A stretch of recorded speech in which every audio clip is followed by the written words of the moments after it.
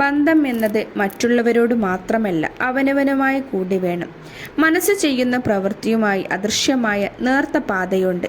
അതിൽ വിള്ളൽ വീഴുമ്പോൾ ആത്മവിശ്വാസത്തിലും വ്യക്തിത്വത്തിലും അവ്യക്തതകൾ വന്നേക്കാം. ഇത് കുറ്റബോധത്തിനും തുടർന്ന് സന്തോഷക്കുറവിനും കാരണമായേക്കാം. ഉദാഹരണത്തിന്, മദ്യപിക്കരുതെന്ന് ക്ലാസ് എടുക്കുന്ന അധ്യാപകനെ വൈകുന്നേരം ബീവറേജിന് മുന്നിൽ വെച്ച് വിദ്യാർത്ഥികൾ കാണുന്നു. അധ്യാപകനുണ്ടാകുന്ന കുറ്റബോധം അയാളുടെ വ്യക്തിത്വത്തിലാണ് വിള്ളലുകൾ വീഴ്ത്തുന്നത്.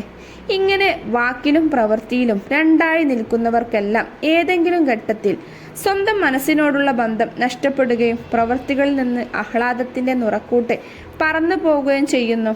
സ്വന്തം മനസ്സിനോടുള്ള റിലേഷൻഷിപ്പ് നന്നാക്കാൻ പറ്റാത്ത ഒരു വ്യക്തിക്ക് കുടുംബാംഗങ്ങളുമായോ സമൂഹമായോ നല്ല ബന്ധമുണ്ടാക്കാനാകില്ല.